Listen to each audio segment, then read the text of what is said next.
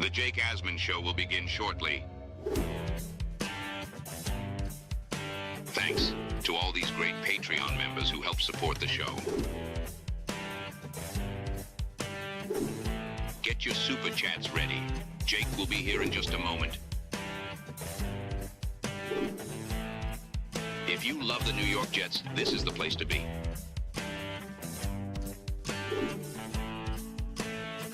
And now, the Jake Asman Show. We have more fallout from the Jets' Woody Johnson presser yesterday, where he threw Justin Fields right in front of the bus and defended the head coach, Aaron Glenn. The latest on that and the latest in some of the rumors swirling around the Jets. Nick Shine will join us. It's the Jake Asman Show. Let's hit it. Let's go, Knicks, and get it started. What did you think of the offensive play call in the last two games? That's a good question. How much worse can it get for Aaron Glenn's Jets team? Can he salvage this season and give us something to be excited about? Every step of the journey, the Jake Asman Show will have you covered, breaking down all the storylines, every game, and everything in between. Please subscribe and hit the like button below. SuperChats, baby. Cut the line. The Jake Asman Show starts right now. Here we go. Here on a Wednesday, we are presented by FanDuel Sportsbook, and it is indeed the Jake Asman Show. Before we get started, I just want to thank the Asmaniacs. We hit over 43,000 subscribers yesterday. And look, we're seeing growth month over month in a year in which the New York Jets have yet to win a game. And you could argue are by far and away the worst team in football. So thank you to everyone who still cares, still wants to watch the show, come to our events, be a part of the community. We're going to commiserate about this team every single day. And you guys make it tolerable to still talk about the New York Jets. So thank you to everyone. That is a huge number. And I'm truly grateful. One day the Jets will reward our great loyalty. Until then, we're all in this together. And if you want to hang out all together, this Sunday we are doing our only watch party of the regular season. Goldies Tavern, New York City, Jets and the Bengals. If you show up in Jets or Asmaniac gear, you'll get a free beer.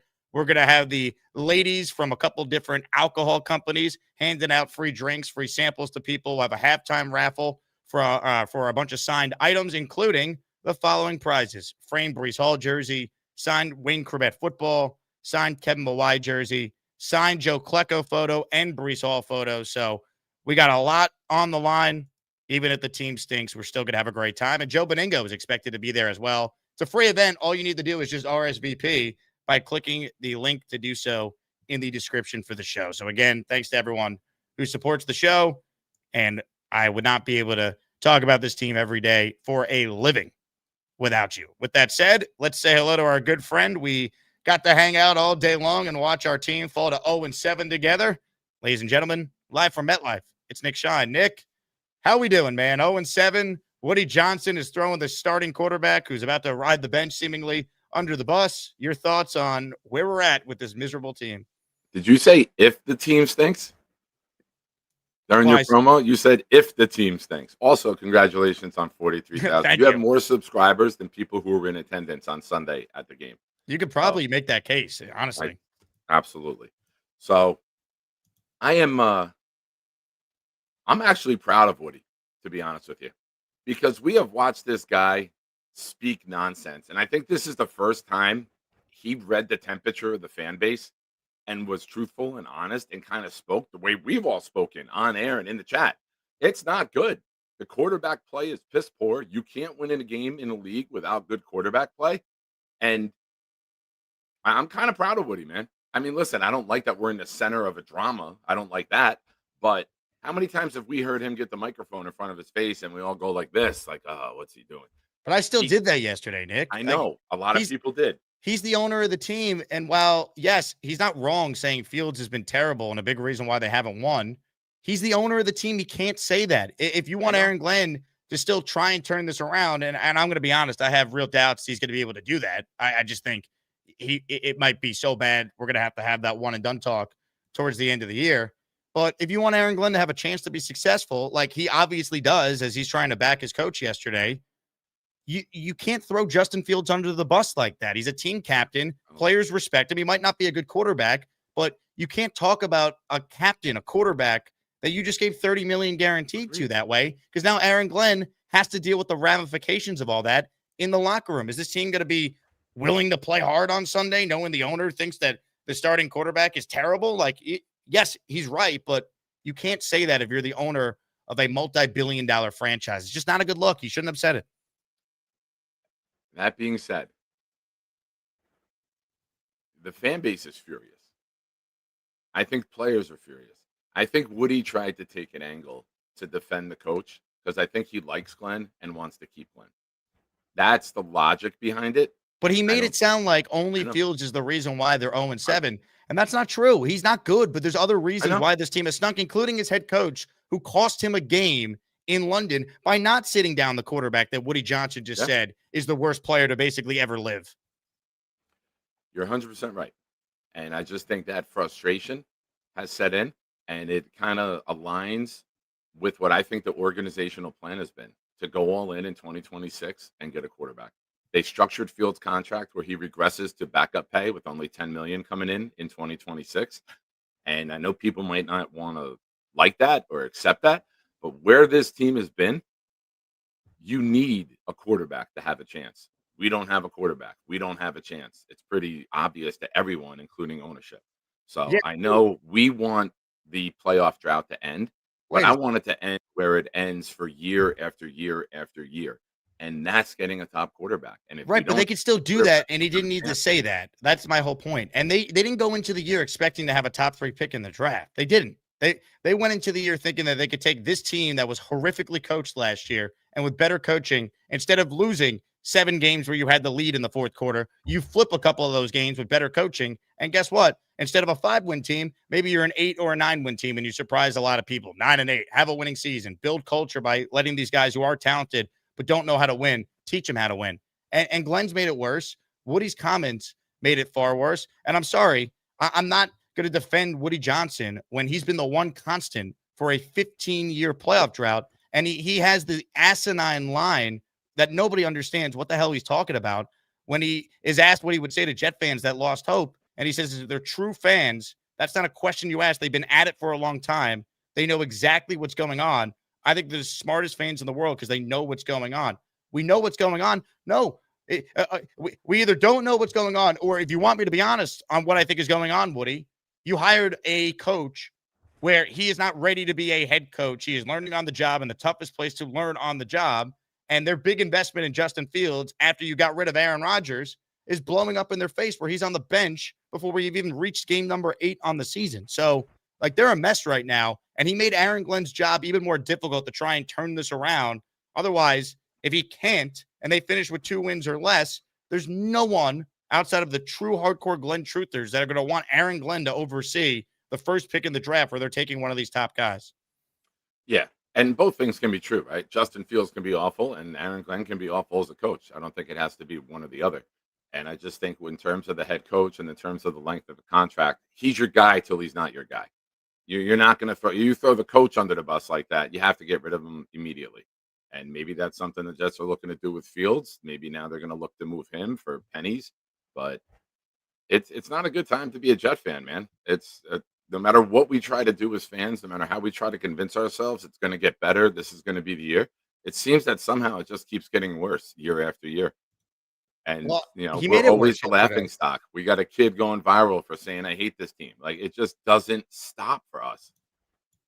But he made it worse yesterday by saying what he said publicly about his quarterback, that his new regime paid $30 million to guaranteed, and talked about how they were going to be the ones to coach him up. We're going to let him play quarterback. Well, maybe, Woody, the reason why no one has ever, quote, let Justin Fields play quarterback is because he can't play quarterback. And for him to sit there and say yesterday in his defense of Glenn, ignoring everything else and just being like, well, I mean, no one could win when you have a quarterback with that rating. It is so tone deaf, because if you look at what happened last year for Fields, he went 4-2 with the Steelers, the same record that the Steelers have this year at this point in the year, with the quarterback that Woody wanted nothing to do with. So it's completely disingenuous to just say Glenn's only losing because they have Justin Fields who stinks, when, as bad as Justin Fields might be, this is the worst couple game stretch of his career.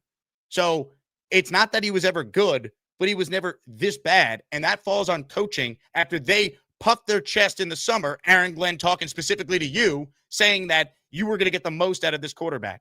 That's my big issue, right? Like the defensive Glenn throwing Fields under the bus, it only goes so far, because if they switch the Tyrod this week and still lose and look lethargic and don't score touchdowns, I really wonder when Woody's patience would start to thin if he would consider making a move, because you could defend Glenn partially now, but now you can't use the quarterback as an excuse, because the quarterback's going to be on the bench in all likelihood on Sunday. And then if it still doesn't look any better, what do you do then? Well, we had Taylor for the whole second half, and we only got 3 points. The same we got in the first half. So it didn't look good last week. You know, they made no effort to go get the weapons. They made no effort to make the upgrades at the receiver position. They shopped at the bargain bin in free agency. Is Woody saying in the other comment about real fans know what's going on? Is that mean like, hey, it's obvious we want to go get the quarterback? Like, that's how I'm reading Woody's comments. Like, hey, just sit tight. There's a long-term plan. And even though you might not like it, this is what we need to do as an organization to get good for a long time. That's the way I see the comments, because you can't look at this roster on offense and say they were trying to win. We all said it, right? Every single one of us in the chat said we didn't like the weapons at wide receiver. They're not legit NFL wide receiver room. And now it's that bad. But they are trying to win. They were winning the game.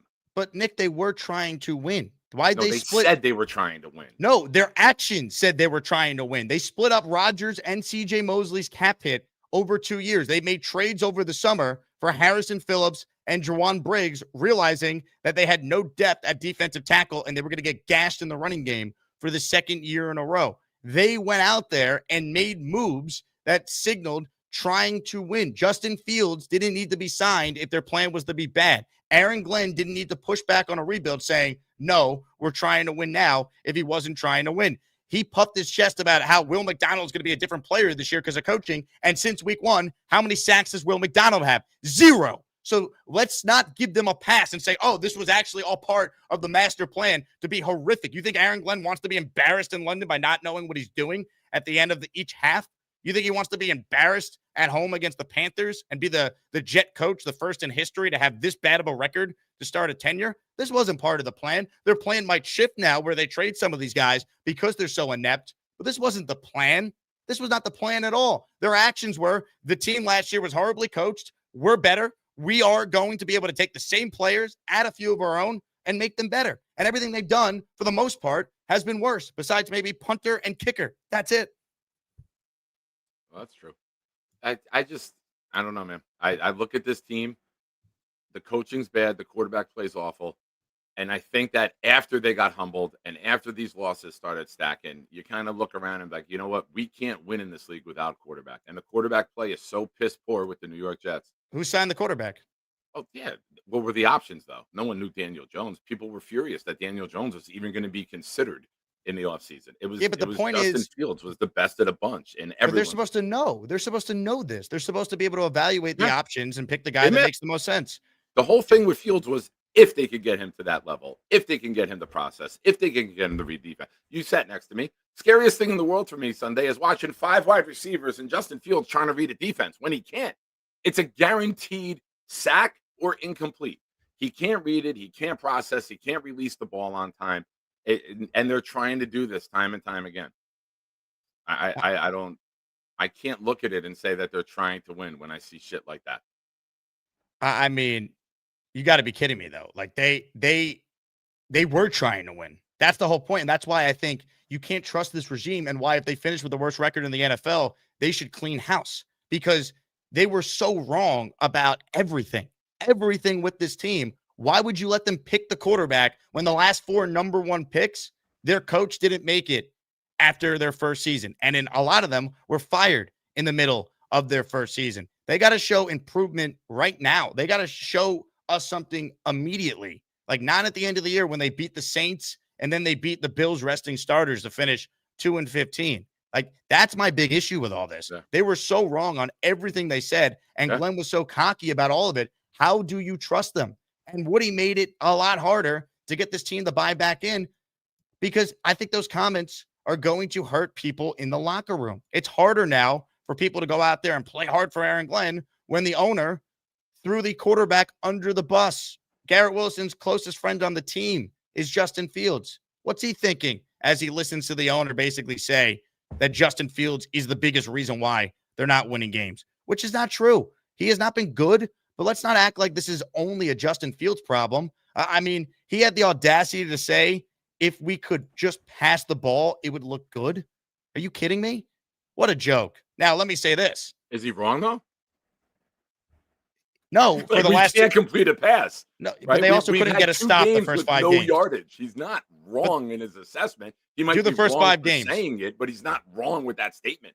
Do the first 5 games, though. That's my whole point. And you got to, and if you're an owner, you can't sound like a drunken fan in the parking lot pissed off after a game. You can't do it. I mean, it's terrible. That's a bad look. It makes it harder for players to maybe want to come here in the offseason. Makes it harder if you do fire Aaron Glenn. Like, is the coach going to be like fully on board with Woody? And here's the thing, too, right?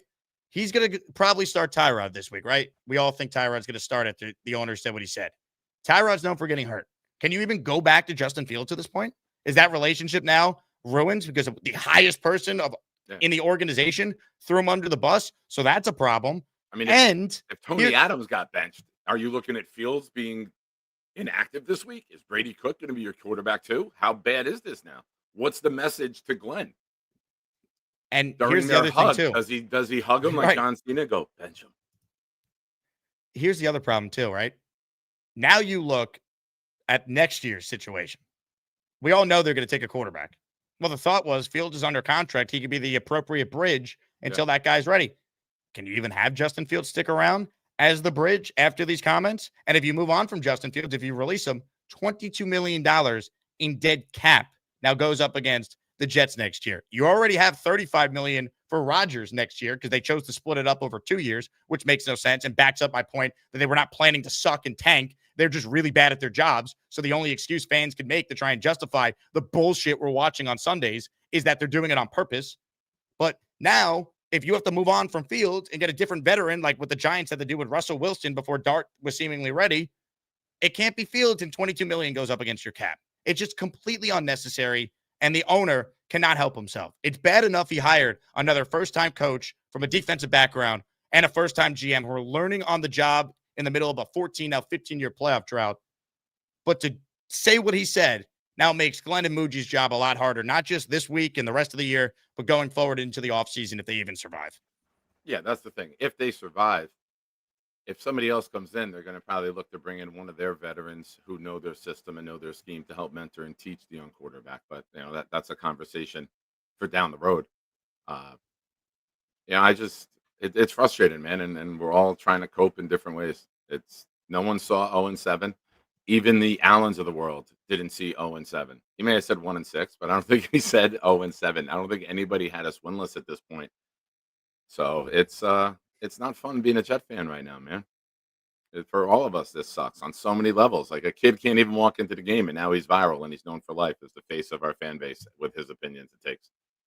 Rick writes in, it makes their job easier. They just have to sit Fields. It doesn't, though, because how's the locker room reacting to all that? People can just say whatever they want to say, and they don't think of the ramifications of their words. If you're Justin Fields, right, no matter how you feel about him, does he deserve the owner of the team to publicly embarrass him? Where, like, it's not just enough that the Jets are the worst team in the NFL. They're a laughingstock. The owner's comments fuel the narrative that it's a clown show. The Jets are in the news for all the wrong reasons right now. The record, obviously, the head coach's performance, and how big of a fool he looks like with his comments in the offseason, what he did to Rodgers, and how Rodgers is now playing, whether you agreed with it or not, Nick. I know you hated Rodgers, but he looks like a fool for that in hindsight. It's aged horribly. And they're in the news for having a potential fire sale of some of their best players, and now they're in the news because of the owner's comments. Like, you can't just be bad in silence. They're bad, and it's a national storyline. That's the problem. Glenn was supposed to move in silence. Remember that? That was his goal. Move in silence. There's a full-on when you look at some of the players, now. though, you mentioned the players. Do you remember the play where Justin Fields, one of the many, he held on the ball for entirely too long, and then Membu flipped out because he's like, I can't believe this guy still got the ball. Like, players were frustrated as well, and they showed that out there. A rookie was showing frustration. So, I mean, I can't They're not scoring 30 points a game and losing. That happened the first week. The offense has been inept. We're the first time that we've given up 13 points or less in back-to-back weeks and lost. So the offense sucks, which means in this day and era in the NFL, your quarterback sucks. So it's going to lead to people being frustrated, whether they voice it or not. And don't forget, we got a bunch of PR good guys on this team. Quinnen, Sauce, Garrett. They're all good guys. None of them are going to get up at the mic and torch anybody. We don't have that asshole on the team who's going to call the players out. We don't have that real vocal leader. So everyone's going to tote the company line because that's the type of players that they drafted. They never drafted a fiery leader. They didn't draft a Chris Jenkins, a Ray Lewis, a Warren Sapp in terms of persona and calling out your teammates. So it's a recipe for disaster. This entire organization from top to bottom, man. I mean, they just made it harder for it to turn around. And that's the whole thing. Like, Aaron Glenn is not going to be able to now probably win more than 2 games. And like, he's going to need to go back to Justin Fields at some point, people. Now I don't know if you can. Go look at Tyrod Taylor's game logs. He never, ever stays healthy for more than a couple games over the last 8 years when he's been given a chance to play. And for Woody to make it only about the quarterback when this regime chose to get rid of Rodgers and their pivot was Fields, and Glenn saying stuff like this at minicamp and then over the summer in training camp, Woody should be questioning his regime and not just throwing Fields under the bus. He can galvanize a group of men. Listen, obviously he's a talented player, and listen, I'm happy that I have him as my quarterback. I really am, because I think the sky's the limit for this player. I really do. Listen, I'm not going to go out there and say that he's the next Joe Namath or anything like that. But I will tell you what, man, he's going to be a good player for us. And I'm excited what he's going to do for us this season. I mean, it's a bad look. It's a horrible, horrible look. The thing with Will McDonald over the summer, he hasn't had a sack since week 1. Like, the players on this team that we were counting on, they've all regressed under this coaching staff. And that's a real sign of concern. And why you should not, if this does not improve significantly, right? You should not bring these guys back and allow them to pick the quarterback. We are just delaying what is eventually going to happen here, where we pick the quarterback's in a position where they're not in a spot where they have any shot. And here we go again. Fire that coach. Try and bring in a different head coach for that quarterback. They're not on the same timeline, and it's a mess. You don't want to do that. If it doesn't improve, you're left with no choice but to clean break this and try and get a real coach who could stabilize things. Yeah, and it's only going to get worse. This is the tip of the iceberg here for the Jets. And when you keep stacking losses, it's going to get more embarrassing. And when Woody gets embarrassed, Woody acts on it.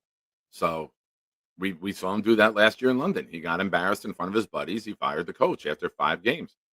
Woody doesn't make rational decisions when it comes to, and the amount of money NFL owners make, he will not give a damn if he's got to eat the contract. When it gets to the point that we all expect it to get, they're going to be action. But when it's your coach, he's your guy until he's not your guy. You don't say, hey, we're going to get rid of him at the end of the year in October. You wait till you get rid of him, and then you get rid of him. And then you say, it's not what we expected. We expected more.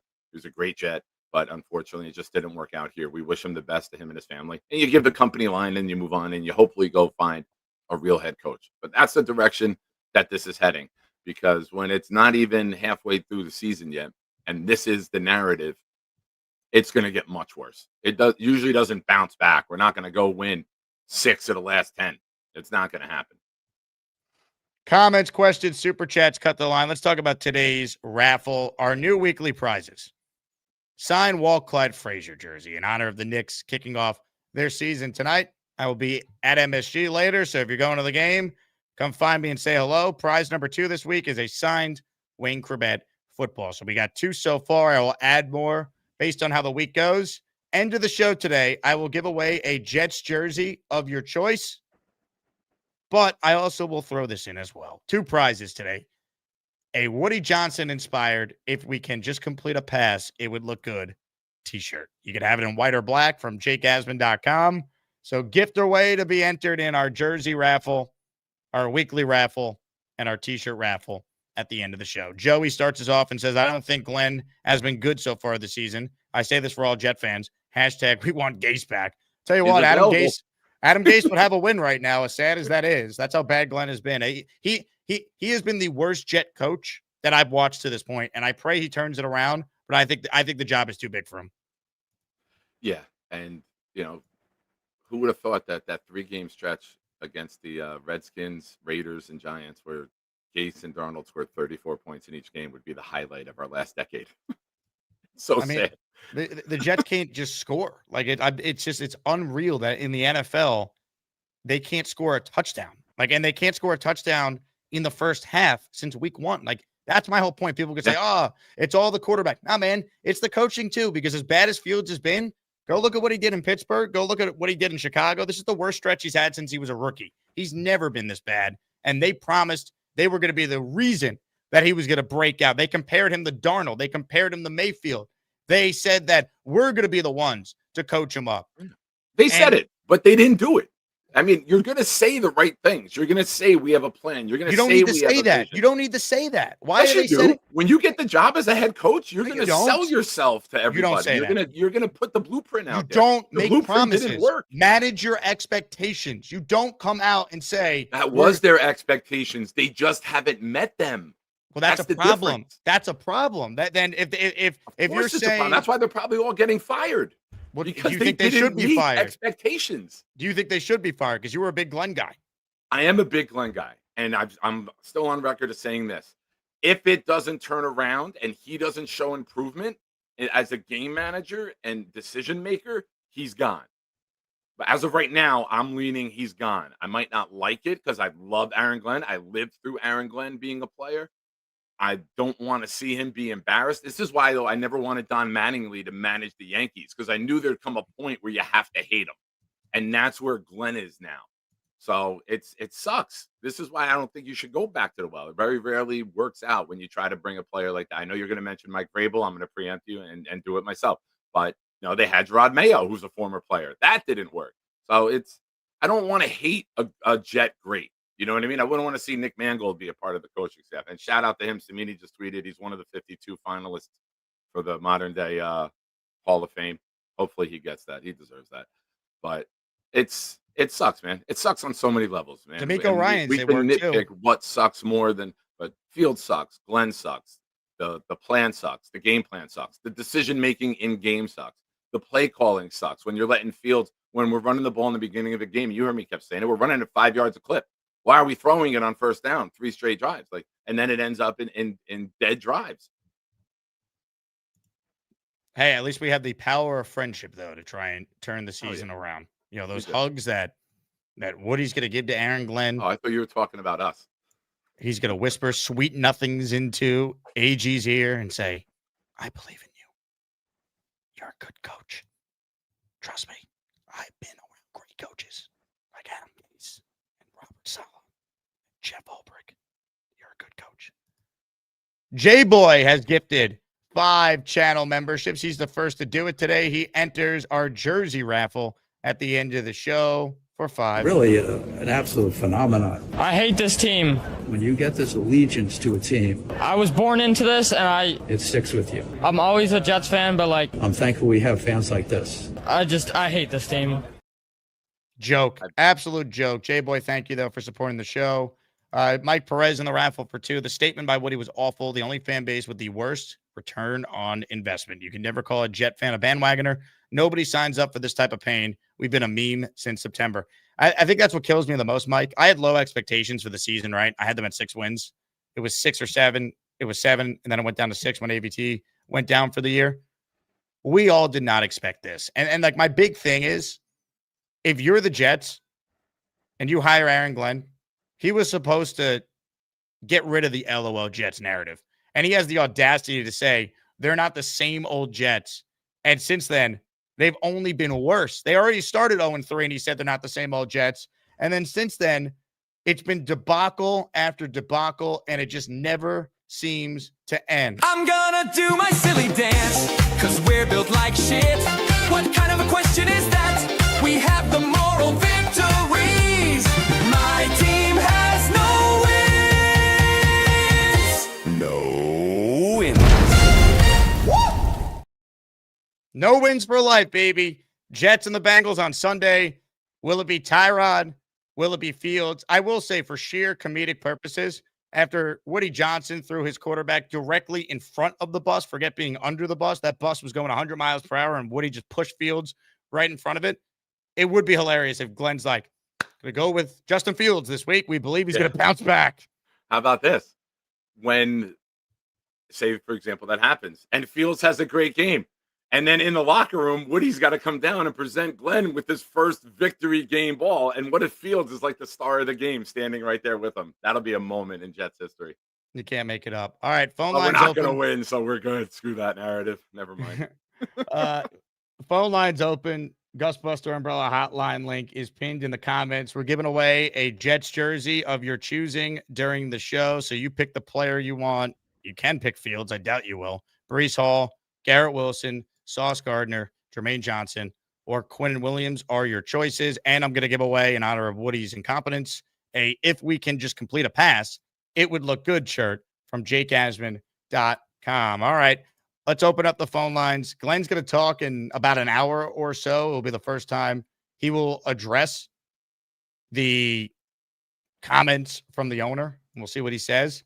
But this is a mess, man. No other way around it. Let's get to your calls. Before we do that, though, let me talk about our sponsor today. That's Cornbread Hemp. Now, let me tell you about Cornbread Hemp, because let's be real. If you're a Jet fan, you've been feeling the stress, the frustration, sadness. I mean, that's what life of a Jet fan is all about. CBD from Cornbread Hemp might be exactly what you need. Cornbread Hemp only uses the flower of the hemp plant to create the purest, most potent CBD. No fillers, no junk, just the full spectrum relief you can count on. And right now, you could save 30% on your first order. Just head to cornbreadhemp.com/Asman and use code Asman at checkout. That's cornbreadhemp.com/Asman with code Asman. And once again, you'll get 30% off your first order. They were nice enough to send me a bunch of their different CBD products. I've been using them the last couple of weeks here. Different flavors. I recommend the berry or the cherry lime chili CBD flavors. But when I get done with these shows, especially the post-game shows on Sunday, and I just am depressed, Cornbread's been there for me. So maybe they could be there for you, as maniacs. Again, code Asman, cornbreadhemp.com. Use that code. You'll get 30% off your first order. All right. On that note, let's get to the calls. Philly Noodles is first today. Mr. Noodles, start us off. What's going on, guys? What's going on? Man, that video with that kid reminds me of my son. Took him to the game, heartbreaking experience in Tampa. I mean, he's seen a Tom Brady Super Bowl in Tampa as a child, and to have him still be a Jets fan is going to be a push. The kid's got a big mind of his own. But he's steadfast right now. It seems like that kid, though, being born into it. I hate this team. My son telling me a couple of weeks back saying we suck. Like, dude, we suck. It's something else. You know what I mean? It's crazy. I didn't have those emotions with my dad. My dad was any New York team is great. They win. Plus, he's seen the Giants win, so it's kind of, you know what I mean? It was me picking my team, and then my sister became a Giants fan. I was like, I'm a Jets fan. I don't even care. But now on topic, real quick. What do you guys think with the Jets defense coming around? What do we feel if like it looks like to me, Jermaine Johnson, obviously I don't want to get rid of, no one should want to. Quinnen is Quinnen. It looks like the weaker points like MC2 and other players looking as bad as they are. Quincy's still being hurt. If you move on from him, I feel like Will McDonald could end up being the odd guy out where he's not actually making plays. Briggs is making plays before him right now. And if that's the case, I would move on from him before the trade deadline just to see if you can get a fourth out of him. Just to get something out of him versus maybe, him just not flourishing in this Wilkes defense with Glenn. What do you guys think? It depends on the value for any of these guys, because I don't want to go full fire sale, but if I could get a lot for anyone who's a free agent, like Brees, Quincy, even a guy like Michael Carter, who they'll probably cut because they have Brownlee now, I'm open to it. I don't know what they could get, though, for McDonald or Jermaine, or I wouldn't trade Quinnen now. I think you get a better offer if you wait till the offseason if you're going to do that. It's just, I don't know, man. It's tough because Like, they probably should trade some of these guys, but I don't trust this regime to maximize the value for these guys. So it's a tricky spot. I'd rather them do nothing. So we can't let them use the excuse, oh, we only sucked so much down the stretch because we traded away our whole team. Like, nah, man, you sucked when you were 0-8 going into the bye. I don't want to hear that. Yeah. And you're stuck between a rock and a hard place, because if you're going to move talent for future draft picks, does that kind of give you the blessing from ownership to do that because you're going to be here to utilize that?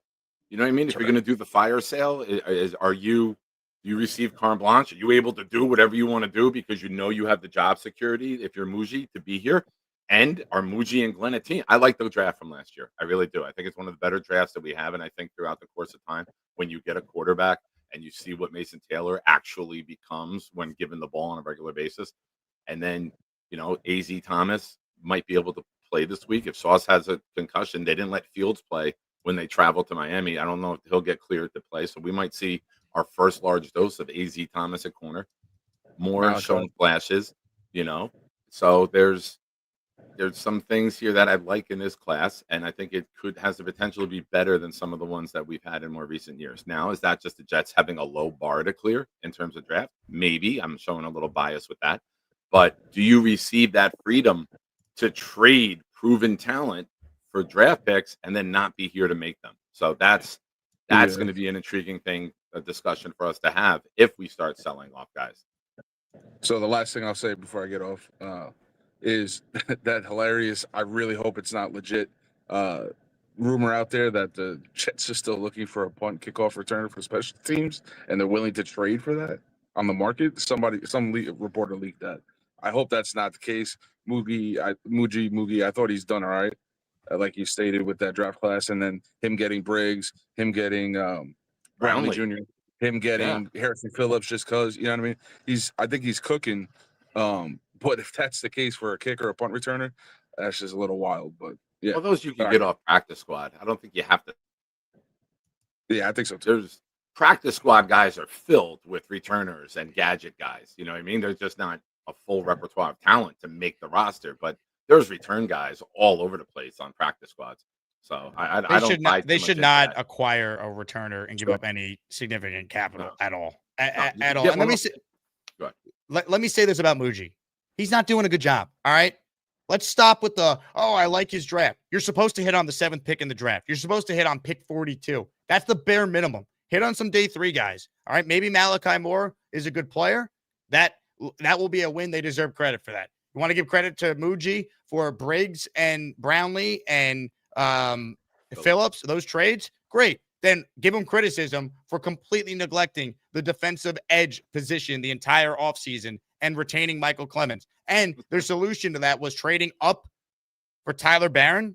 Really? He stinks. 5th round pick, can't play. You traded up for him. So that's just some of the draft stuff. Like, the bar is so low. The good GMs, that's the bare minimum that you're hitting on your top picks, especially if you're picking in the top 7. We all could have picked Armand Membu. Every mock had the Jets taking Armand Membu. Like, I'm sorry. Like that, it's not good enough. Not when they completely miscalculated this quarterback in Fields. They let themselves completely exposed at wide receiver. It is laughable, the wide receiver room they put out there on an NFL field in 2025. So Muji maybe could get better, but this is the problem, right? They hired this big search firm. They interviewed all these candidates, and Glenn's a legit candidate, right? He is absolutely a top candidate. There's no revisionist history there. I just didn't want any first timer, which is why I didn't want him in the first place.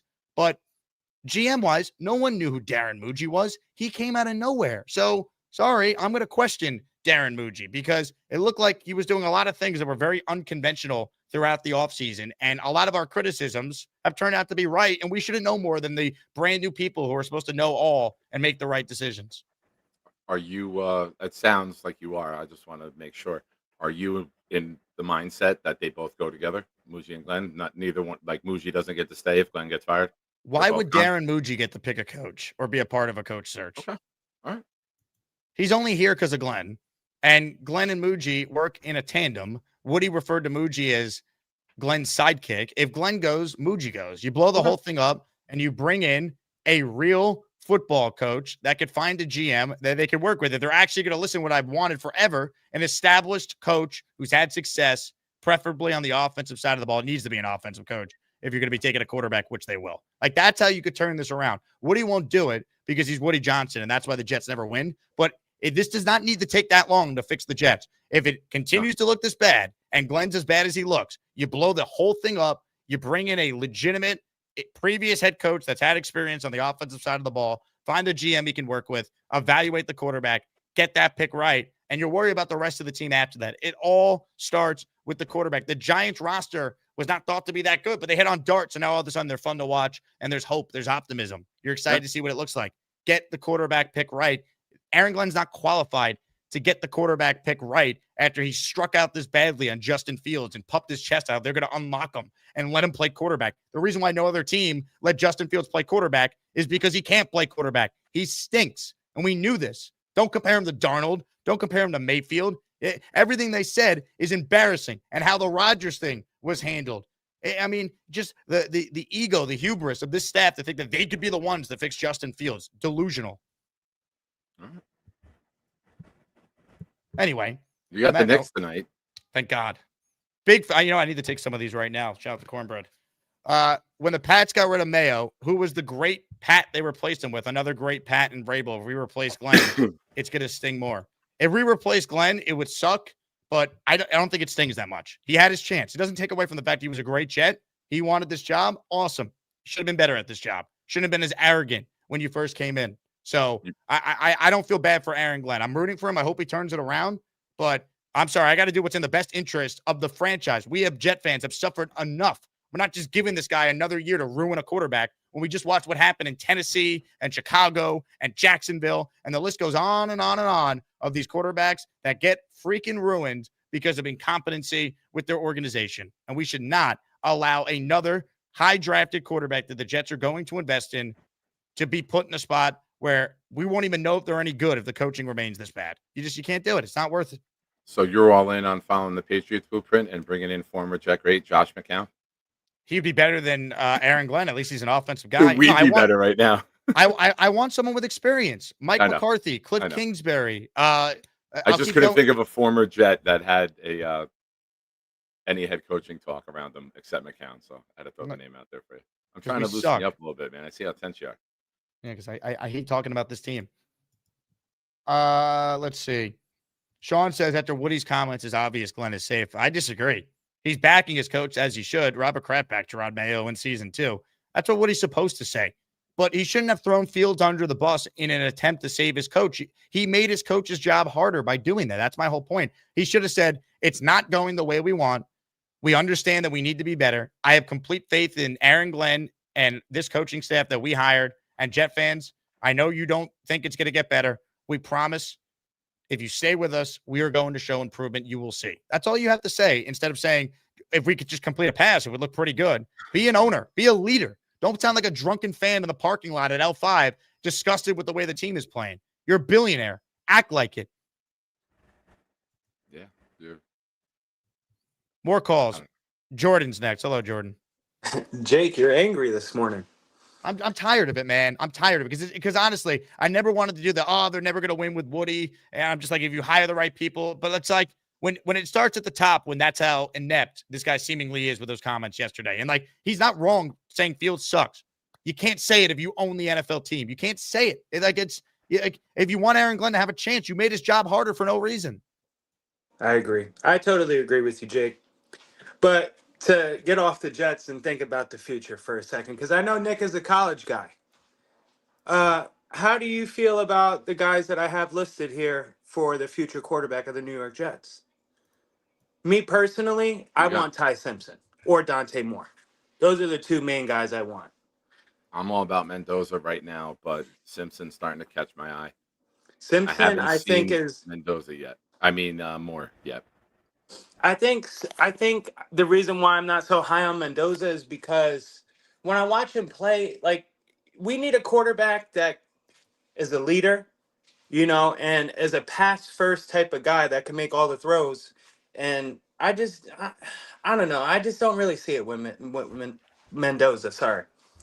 But you don't see it with him? Not really. All I right, let me just tell you things to look for then. I was very big on sellers before the season. And the I reason know. I'm not big on sellers now is because I don't want to do what the Jets have had to do before. Draft an athlete, and we hope he has to develop from the pocket. Exactly. Yep. Mendoza is a killer from the pocket from day one. That's him. He will sit in the pocket. He can make every throw. He throws with anticipation. He throws Hmm. with strength. He throws with touch. He is a pure passer who's a little bit plus with his mobility. My comp for him is Justin Herbert. He can make all the throws, and he's got enough mobility to play in the NFL. He's not the flashiest guy, but Right. he can do the RPO. He can run that Mhm. system. He can get you some yardage in the run game. I mean, you see how easy it is to run an RPO nowadays where Joe Flacco drops 13-yard runs. Yeah. But Mendoza for me is the guy, and I got to watch Simpson more. I'm a Georgia guy. I'm not an Alabama guy, so I try not to watch Alabama games. I just Yeah. can't watch them be happy. I don't enjoy it. But Yeah. Simpson is climbing on a lot of people's list, and I do have to get to him. Yeah. He's very good. I watch Alabama because my dad's from Alabama, so I grew up watching Alabama. So watching Simpson be on this team for 3 years and to get his start this year, and it's not like this Alabama team is the team of just we're better than completely everybody and we have the best players and all that. Like it's a completely different Alabama team compared to years past. Yeah. That's why I like him better than Bryce Young or Tua or Jalen Hurts because he doesn't just have the biggest, fastest, strongest O lineman where it's like he actually has to make progression reads and change it audible at the line and make protections and stuff like that. So that's why I like Simpson. And not only that, when he does get out the pocket and run, he looks to throw he looks to pass to he runs to pass, not run to throw. Yeah. Or you know what I'm trying to say. I'm getting Yeah. confused. He's But looking downfield like that. That was the big yeah, thing with Rodgers, right? That's what Rodgers was so good at. When he broke the pocket, he was still looking to beat you downfield, right, but he'd take right, the run if it was there. right. But I mean, I watched that Oregon game with Mendoza, and I don't know, man. He just looks okay. But I Yeah, just that's hope that also the a Jets. great team though in Oregon, and you went in there and put 30 on them. So Yeah, that's impressive. He did throw the pick six and bounced right back with it with the touchdown to take the lead. yeah, he did. It's just I feel like when he gets out the pocket, he could lose like arm strength when he tries to make throws sometimes. At no QB's perfect. Everybody has their flaws. I just hope the Jets make the right pick this year in the offseason and do the right things for the franchise of the team. That's all I have today. I hope they have the right people making the pick because it won't matter if they don't. For me personally, being able to ask other coaches that have been in a situation, how would they handle that?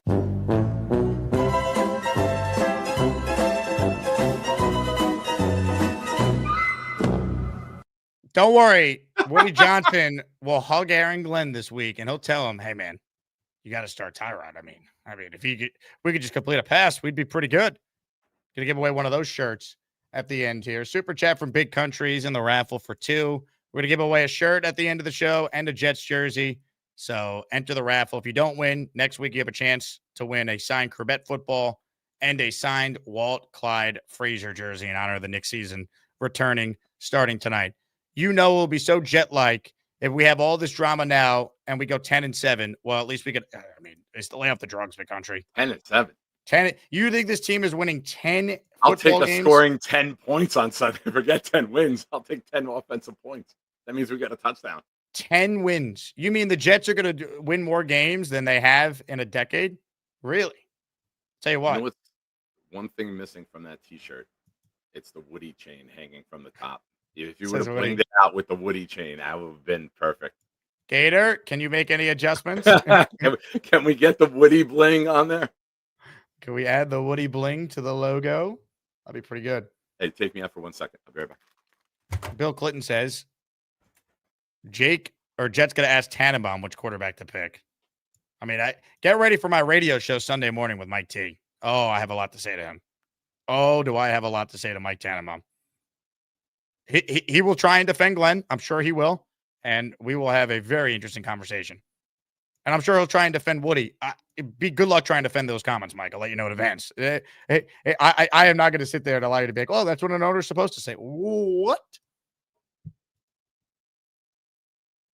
Whether you agree with Woody or not, a billionaire owner cannot say what Woody Johnson said yesterday. Ridiculous.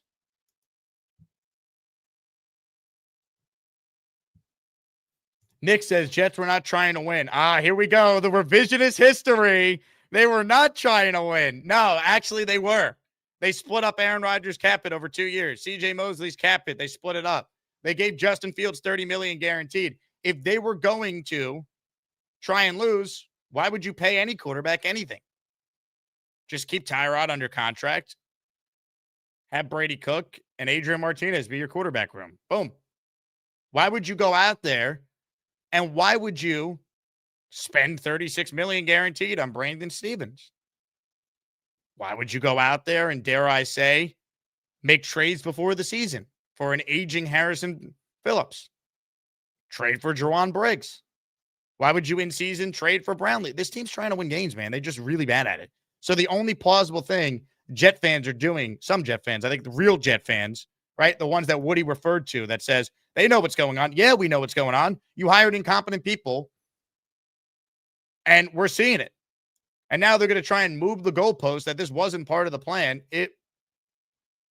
Guess what? Your plan was to try and be good this year, be competitive, win games. Your plan wasn't to be the worst team in football. Stop it.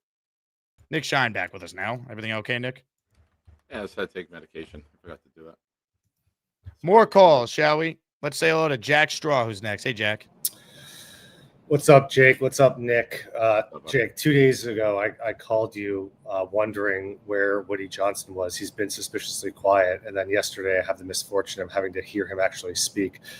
Maybe the dumbest comments I've heard from him since, if you remember, him opining on Darrelle Revis when he was under contract and talking about how he wanted to sign him, which was clearly tampering. And somehow he avoided the wrath of the league. But every time this guy opens his mouth, he just finds a new way to elevate his level of stupidity. And it's no wonder, Jake, like I went to a state school, no hate against people who go to state schools, but I'm not the heir to the Johnson & Johnson fortune. This guy went to the University of Arizona. Do you know how dumb you have to be to go to the University of Arizona when your grandfather is the heir to the Johnson & Johnson family of riches? I mean, like, to be able to get into that school, like, you've got to be able to put your name on a piece of paper and basically submit it. The fact George Bush went to fucking Yale and Harvard, like, it just goes back to how dumb he actually is. But with that being said, not the reason why I actually called. You an Arizona State fan? What's that? Are you an Arizona State fan? I'm from Arizona originally. I was born there. Okay. So I have an affinity for all things Arizona. But it's October 22nd. So obviously what I spent the last 3 days doing was going through every single Fernando Mendoza pass that he's made over the last year, as well as Ty Simpson. It's obviously a little bit early. There's a lot of football to be left to play. But I think if the draft is held tomorrow, I think Ty Simpson is the clear-cut number one. I'm a big fan. I'm an Indiana fan. I watch every one of their games. I went through yesterday, watched every throw he's made. There's a lot to like about Fernando Mendoza. I think to everyone's point, like, he's got the classic prototypical size, is 6'5", 225. I think he'll be able to come into the Northeast and play. A couple of things that just like stood out from watching him.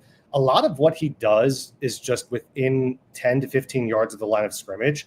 I do think when he's asked to throw the ball downfield, he's capable of doing it. But I don't think they're selective with it, right? Their scheme is get the ball out quick, get it out on time, get it out in rhythm, something that we don't do well, right? That's a big need for us. And then when they take the chances downfield, he hits on them. His percentage downfield is very good. He does hit on them. And I'm not going to criticize someone for operating the offense that he's asked to lead, right? Like, the offense is what it is. Alabama does things a little bit differently. Like, when you see Ty Simpson go out there, he's pushing the ball downfield on almost every single throw. And he's doing things like layering balls into zone coverage. He's fitting it into tight windows. He's throwing off platform and getting outside the pocket. I've seen a little bit of him with people falling at his feet, and he's making the throws when he's asked to make them. I've been just super impressed with him. Again, it's been a really small sample size, 6 or 7 games. But like, that SEC competition, Nick, if you're a Georgia fan, you watched Ty Simpson go in there a few weeks ago and grab the first win on Georgia turf in 6 years. And that's not something I think you just ignore. So I'm a believer of like, I don't love player comps, but when I look at like a Fernando Mendoza, I think the comps to like a Matt Ryan, Kirk Cousins are pretty fair. I think the floor is something like a Mac Jones. And so I think he's the lower risk, lower reward. He's got a really high floor, I think. But, you know, when you look through like the Matt Ryans and the Kirk Cousins, like 30 years of cumulative football, 0 Super Bowls. Like if I'm picking at the top of the draft, I'm focusing on someone who has traits to deliver a Super Bowl. And I know, like, Jake, you just want to get back to mediocrity and like 9-10 wins just as a baseline to like restabilize the organization. My fear is with the Fernando Mendoza, you're getting someone who might be able to do that, but who's never, you're going to be in this quarterback purgatory where you're just never able to get over the hump. And so if I'm picking number one, I'm going with the guy with the traits. Ty Simpson has a lot of Brett Favre. I think a fair comp is like a poor man's Andrew Luck. That's the direction I go on October 22nd, but that's what I got, guys, for you. Well, I'll tell you what, Jack, I think you make some very good points. The biggest thing you need to know, and we don't know because we don't get the access to talk to these guys, who can handle New York best? Jackson Dart can handle New York with his personality. That's one thing I didn't take into enough of an account when I was very anti, taking him at pick 7. Like I didn't want to do it. But like, how does a guy handle the spotlight, handle New York? Are they comfortable with that type of pressure, right? Like that to me is a big deal because the Jet quarterback job is like the Jet coach job. It's not your typical job around the league. There's way more that comes with it, especially the Jet quarterback. Like there's a lot that goes into and if that, you're the first overall pick and the Jet quarterback, you need to be able to handle yourself well with the media because it's a different element here, and you're going to have the savior put on your shoulders immediately, the number one pick, the New York market, fixing this franchise, which is getting lower and lower every day somehow. So you got to be able to, that Eli Manning, aw shucks, like, country guy is probably like the best demeanor to have for here in this day and era. I don't want that flashy persona as the Jet quarterback, No, I think you can have that. You can, not flashy, but you need that brash attitude. Like Baker Mayfield would work in New York. Jackson Dart's working in New York. I think you need someone with that moxie that's not afraid to. Different.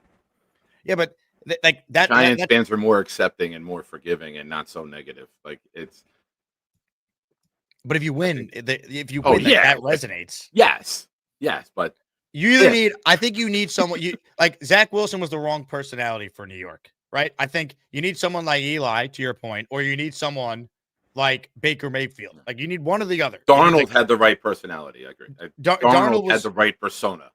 Cool and steady. Like he could handle it. It was very Eli like that. Like that's what I think you need, 100%. And I don't know these guys' personalities yet, and we're very early. I do know this.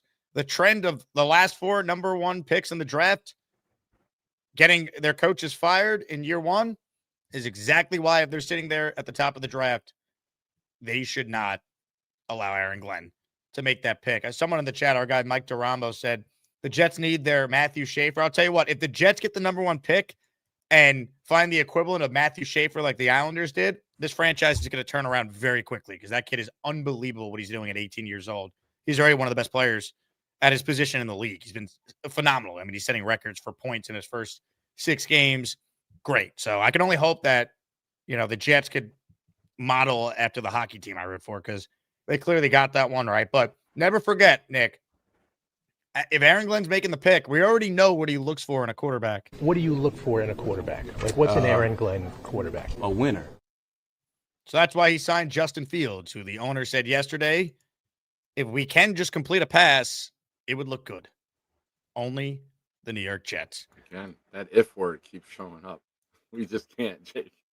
Make it stop.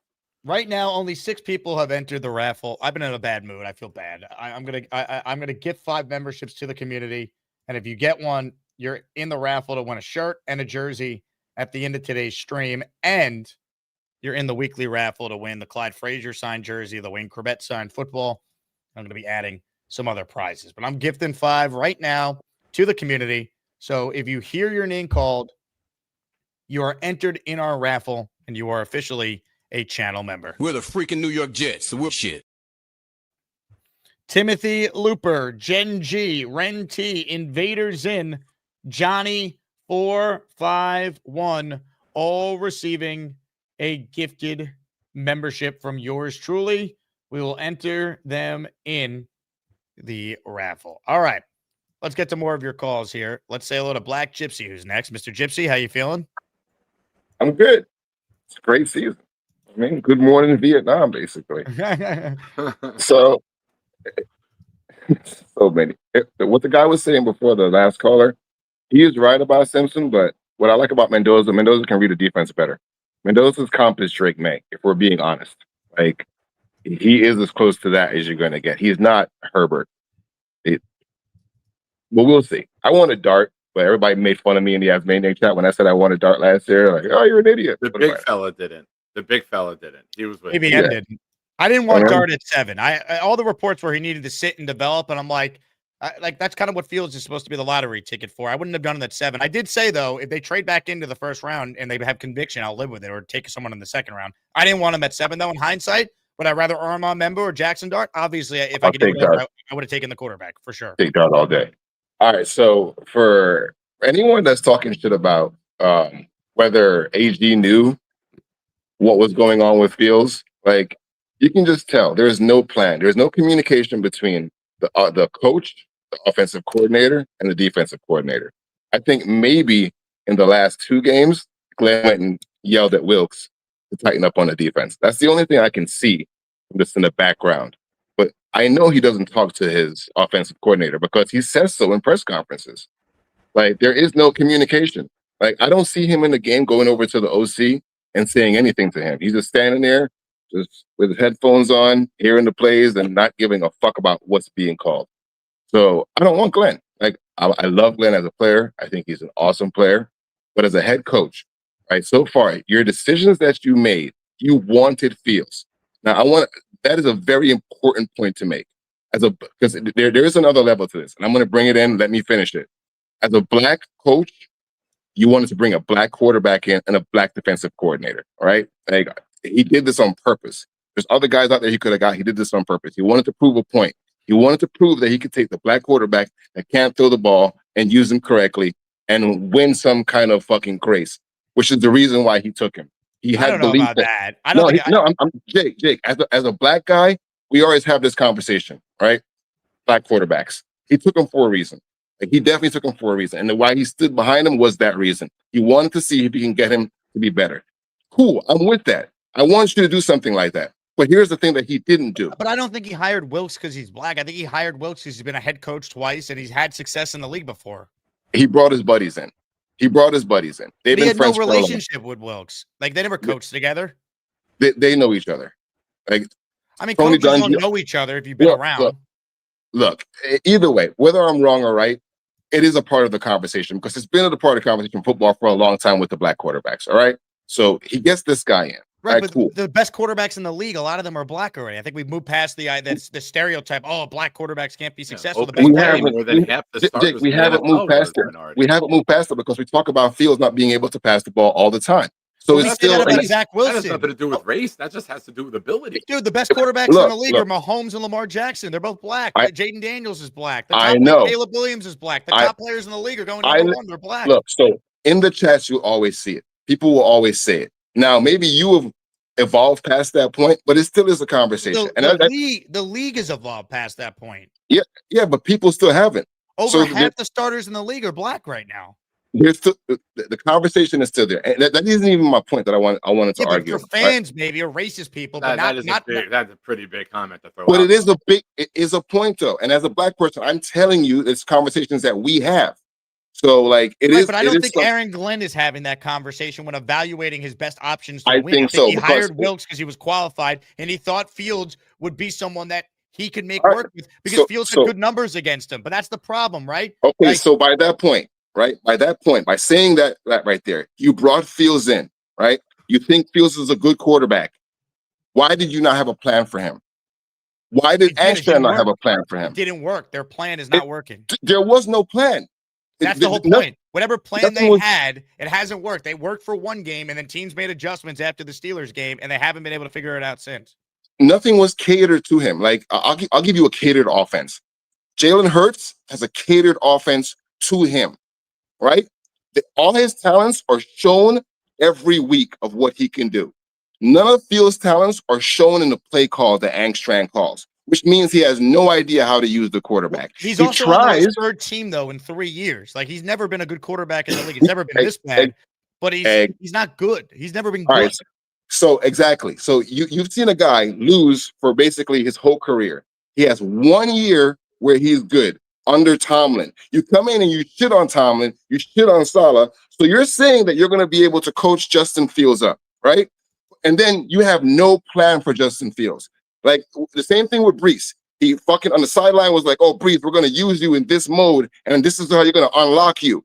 Has he used them in that mode at all? No. So in a game, because they're poor at their jobs. That's my point. I don't think race has anything to do with it. They're just bad at their jobs. That's the whole point. The race was a minor point.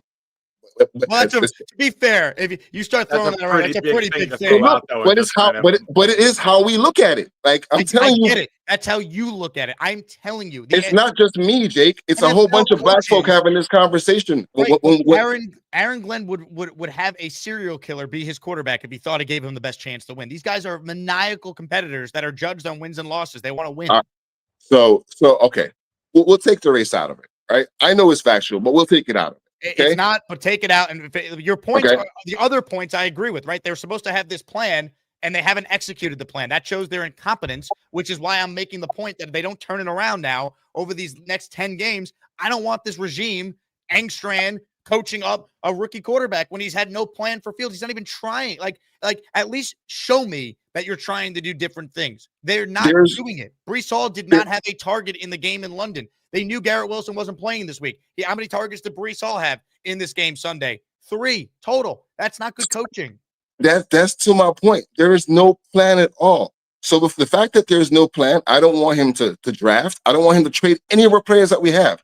I want him to have zero influence on how our team moves right now because of what he did in the first half of the season. If you get a quarterback and you don't use him for his talents, and you told us you were going to use him for his talents, that is negligence at its highest degree. You get a PhD, right? And then you put that guy in the slot where his talents don't matter at all.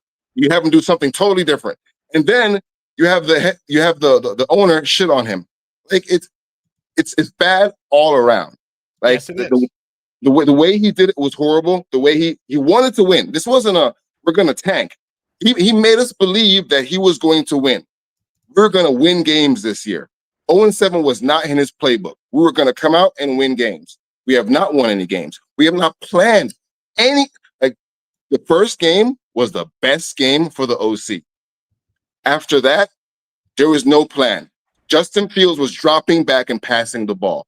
No offensive coordinator would do that with Justin Fields if you're trying to bring him in to make him special at what he does. Correct. So I don't want any of them. I don't want Angstrom. I don't want Wilkes. I don't want Glenn because it's negligence on in every aspect that we look at this team. There is negligence to be there. We can't be like, oh, they're great at this. They're great at that. There's nothing we're great at. There's no plan that was put in play to make our players better. Like Saleh got Huff, and Huff is kicking ass. Coaching. You know what I mean? I'm going to quote Aaron Glenn. Remember when he was dismissive to Connor Hughes' question about Will McDonald? It's coaching, man. It's coaching. Well, Will McDonald hasn't had a sack since week 1. So maybe coach him better. Yeah, so you tell me it's coaching, and then you bring in a guy that you know needs coaching, like, and you don't talk to like doing the games, right? And I'm gonna ask you this, Shine. You bet on yourself. You lost. The head coach hears the plays that the offensive coordinator calls on his microphone, right? Yeah, the head coach hears everything. Correct. Yeah. So within that, if you said to Brees Hall, "I brought you in here one-on-one for this thing, no one's gonna be able to match up against you," and you use him 3 plays during the whole game, I don't want you to do anything with my offense or my team, bro, because you told us this thing, and then now you're not doing it, and we're the bad guys. We're not the bad guys. We're going by what you said. What you said was you're going to bring in this guy, and his talents are amazing. You compared him to 2 of the best quarterbacks in the league, and now you're going to bench him. So that means you didn't know how to evaluate him. And if you can't evaluate Justin Fields after years of watching him play, then you cannot evaluate any quarterback in the league, especially after letting Aaron Rodgers go. Amen. Amen. That's why, unless this turns around, they do not deserve the opportunity to get a second year and pick another quarterback. Not when Mr. Accountability and Mr. We're going to coach guys up has the audacity to say what he said about Fields all offseason, and the Will McDonald stuff really annoys me too. Yeah, coaching. We're going to coach him up. And something else. When was the last time he had a sack, build Aaron your Glenn? resume as a coach before you start pumping out your chest like that. Exactly. I think he put the carriage before the horse, and now it's tipped over, and it's a disaster. And what Jake said was right. Expectations. Because I said in the beginning, I was expecting us to have a fucking horrible season. But Glenn scooped us up. He made us think that we were going to win games. Had you told us this was a rebuild from the beginning of the season, I'm going to try and get the team together so we can change the how we are, the penalties, all that nonsense, and be a better team, we would have all sat back and been like, yeah, it is what it is. He's trying. He's doing something. Even with all the mistakes he's had, because what he set forward would have been a lower tier. So when everyone says, if it turns around, like, I am not an optimist. What you show me is what I take. If you tell me you're a dick and you have dick movements, then you're a dick. What Wilkes has done is he's put something in motion that he cannot turn back. There is no turning this season around. Like, I want us to stop wishing and if. There is no if when your decisions have showed me that you are not good. Hey, the power of friendship is here. All right. Fuck friendship and positivity. One hug at a time, Black Gypsy. One hug at a time. Hit it, AG. For me personally, being able to ask other coaches that have been in this situation, how would they handle that?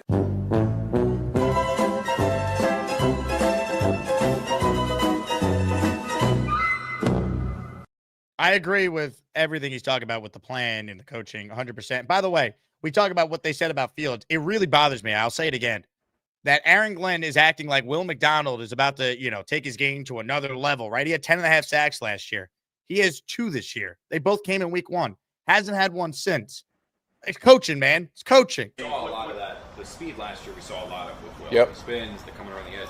The power that he put on, I don't know if you need the replay if you haven't seen it yet, but he went over him at one point. Is that even a new element to his game when you said he added some weight? Coaching. Is that now what he can do? Coaching. It's coaching. How so? Like, what do you mean? Because he can do it. You just said he's never done it last year, right? Not much. Now you see him do it. It's just coaching. That's all it is. If it's just coaching, then explain Justin Fields having the worst stretch of his career since his rookie year. He's never been this bad. Bad coaching. He left the adjective out. True. Jets just designated Quincy Williams. Can you let me do my job? I already have it ready, baby. Breaking news. You better pipe down, young man. Hey, man. Good Quincy job. Williams. He's back. Or he could be back. Let's see. I'm sure they'll let him practice this week and see if he actually can play on Sunday. But, I mean, look, the defense has been better. Let's see if they can keep it up because it's easy for Woody to say, oh, it's just Justin Fields. Yeah, if you're just looking at just the last 2 games. But the defense was the biggest reason that this team sucked the first 5 games of the year. Not saying the offense was great, but you don't have a chance the way this team is built to come back down 10 or more points. And the defense constantly put them in holes where guess what? They were down 10 or more points. And that's been a big issue. Now, let me shout out some memberships here because a lot of people are supporting the show, getting involved. Our guy J-Boy just gifted 10 channel memberships. J-Boy, you are in the Asmaniac raffle for 10.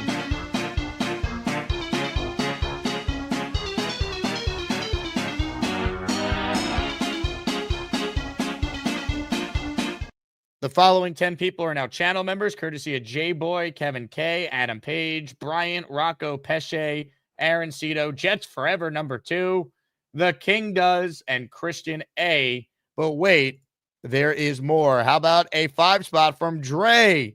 Ladies and gentlemen, Dre said that Brock Purdy was going to die.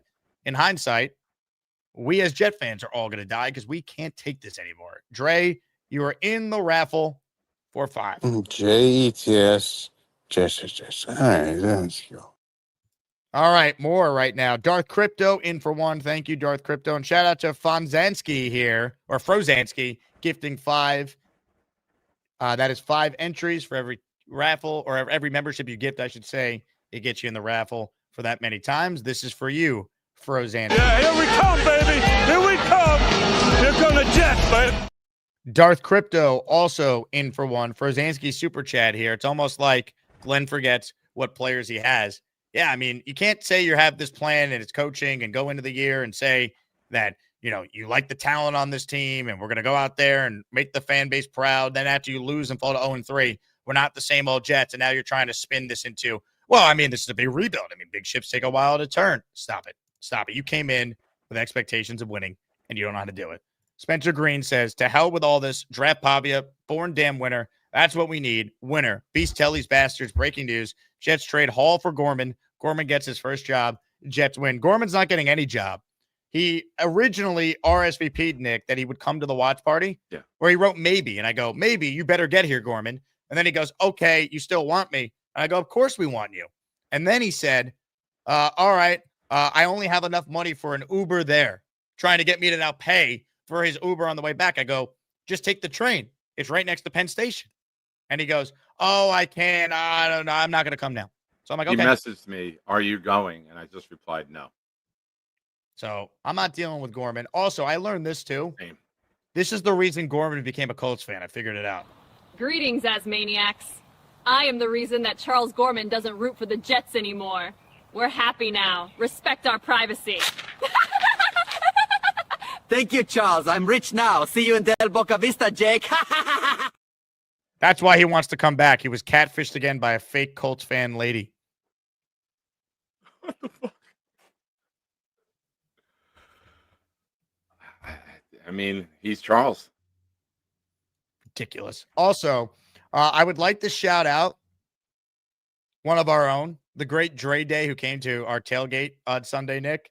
Yesterday, there was a lot of controversy involving Beastbreaker. All right. Allegedly, he pooped his pants. However, I learned after the fact that that photo of Beast in his underwear, that photo is not real. This is not a real photo of Beast crapping himself here, right? So I went in on the Addy show last night and I said, Beast, I just want you to know I got it wrong. It was Dixon and NY Jets Florida Ted who doctored the photo to make it look like you crapped yourself. And during a conversation on the show last night, one of the all-time great one-liners happened. We got the three dumbest morons on here. Mo, Larry, and Curly. And your name is Shitty.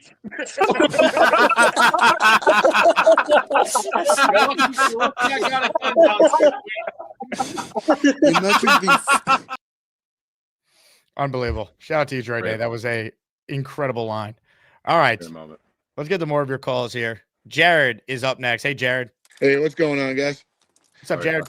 So, anybody else wondering if Woody's comments, should have been done behind closed doors and not to national media? And Nick, I agree. He's got a point, but is it just Fields or is he talking about Tyrod too? I think he's talking about Fields, right? Because Tyrod hasn't started. He played one game, and that was the game that they were the closest in during this losing streak since week 1. If you remove that game, Jared, we lose you there. I think we lost Jared. I think he's talking about Fields, right? I mean, if our quarterback could just complete a, he's referring to the fact that Justin Fields literally had a game in London where it was -10 net passing, and they got benched at halftime of the most recent game. Tyrod could complete a pass. He also completed a couple passes to the other team, but at least he threw the ball downfield. Fields was just standing there these games, not getting the ball out, not giving anyone a chance to even make a play. Yeah, and you saw Engstrand open up the playbook a little more too with Taylor. So maybe he's got a little more confidence in him, maybe having that full week to prepare, which, I mean, I think we all assume that Taylor's going to be the guy. So I don't know. The bar is so low, man. Like, what are we rooting for right now? A touchdown in the first half? I turned to you at one point the other day. It was 2-minute warning in the first half. I'm like, hey, it's 3-3. We're not down multiple scores. This is a very good day for us. Like, that's how low the bar is. It's like, just don't get blown out early. It's pathetic. I don't know. I'm defeated, man. No, this is an awful team, and unless there's dramatic improvement, this should be the opportunity to reset, admit you made a mistake, don't be the Titans this year, and figure it out. We don't need to complicate this, all right? Aaron Glenn is not fit to be an NFL head coach overseeing the number 1 pick in the draft. The last 4 quarterbacks taken number 1 overall have seen their head coach fired during their rookie year. Don't do it. History tells you don't do it. You're going to have to make. How many people you're going to have to call to ask, who should I take? I'm sure. And I say this with Glenn. Every single guy calls their mentor. Every single one reaches out to people that they trust in. stop saying it with every goddamn decision. Like, just do it, move in silence, and then just come out with your decision. Stop saying, "Oh, I got to make calls to find out what to do."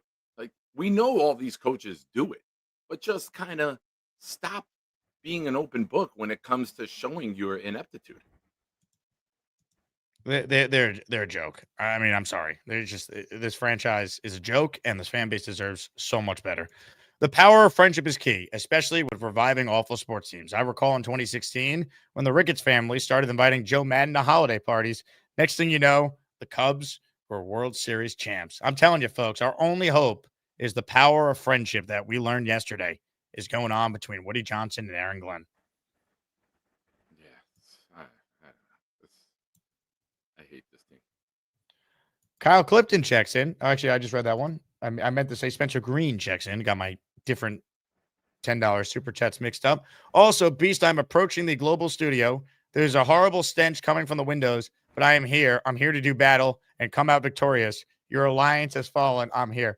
Spencer, I'd love to know your budget that you have invested in super chats yelling at Beast in all caps over the last month. I really would.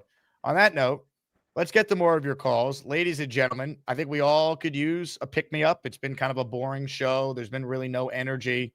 So I got just the guy on the line to give us exactly what we need. If Mad Max ain't yapping about jets, that boy, he's jamming.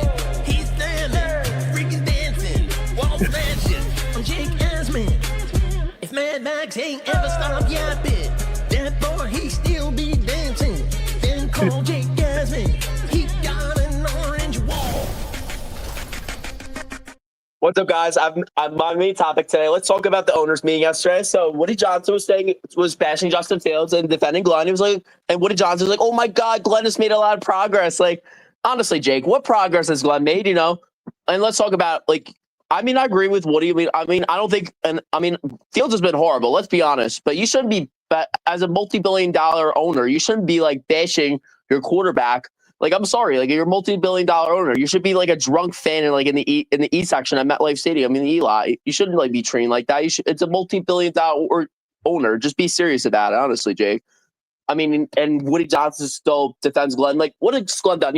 He said Aaron Rodgers flying cross country. Rodgers was a legit quarterback. Maybe I recently called in your show, but I was always he was oh, let's just keep Rodgers and Devontae, And Glenn's like, oh, he's too good. We should have known that Glenn was the wrong coach when he tried to get rid of Rodgers. He couldn't even meet Rodgers for an hour, a couple hours. It was 20 seconds in. He's like, oh, you ready to play football? And he was like, oh, let's move in a different direction. So I feel like Jake and Nick, I think it should have been a red flag right away with Glenn's arrogance. And during the combine, he was like, oh, I'm here to win now. But then and during the season, he's like, oh, sinking ships take time to build. We're not an instant coffee team.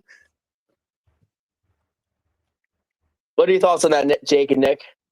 Mad Max, everybody. Yeah.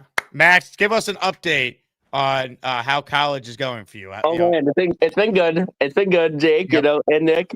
Nick mentioned on the show, he sent a picture, it was lit. It's been fun, It's How just come you one didn't come to the game Sunday, Max? I don't understand. Man, because I was down in Glassboro. I didn't come down.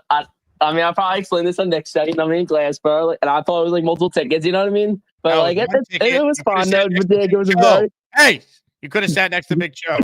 True, but Jake, next game meetup. If there's multiple tickets, I'll probably buy tickets earlier. Jake, no, there's no meetup, Mad Max. It's it. There's only one game. But Sunday there's a watch party. Will you be there?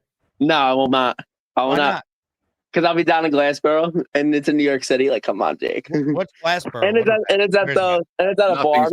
I'm not even 21, honestly, Jake. Let's be real. You don't need to be 21. It's a sports bar. Dude, I see your Instagram. You constantly have beverages in your hand. What are you talking about? Because I'm at the France, honestly. Come on, Nick. Mad Max, you're coming Sunday. You have no plans. Stop it. Come on. I always have plans, Jake. I always have plans. Damn, big time you, Jake. You're gonna watch the game, no? I'm always watching the games with people. Come on, Jake. Okay, come watch the game with people. That's literally what we're doing on Sunday. Sounds good, Jake. No, it doesn't, because you just said you're not coming. maybe I'll think about it, Jake. I'll think about it. Okay, you think about it, Mad Well, Max. we get your train ticket up. Sounds good. I don't think you heard the question. Mad Max, What'd you say? what if What we if get we you get a you a train train ticket? ticket right up into Penn Station? That'd be cool, you know. Imagine that. Imagine Nick Shine did it. Imagine they give me a train ticket, you know. I didn't say me. I won't be there. I mean, Coming maybe up to Jake go can to give this me a train ticket. That'll be fun. You know, I thought I'm 21 over, friends. Like, come on, Jake. Come on. Mad Max, go have some more caffeine, all right? Sounds good. Ladies and gentlemen, the great Mad Max. What do you guys' opinion on me doing a backflip through this orange wall? Hey now. Thank you, Mad Max. Big Phil wanted to know, Mad Max, if you could choose a superpower, which would it be? So, Mad Max, please write in the chat. Big Phil is dying to know. Well, where do we go from here? Many are asking, and I think I know exactly what needs to be done. Ladies and gentlemen, it's time. Holy shit, look at that beard!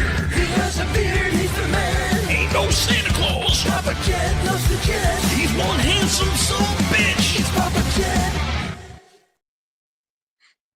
Hey guys, you got me?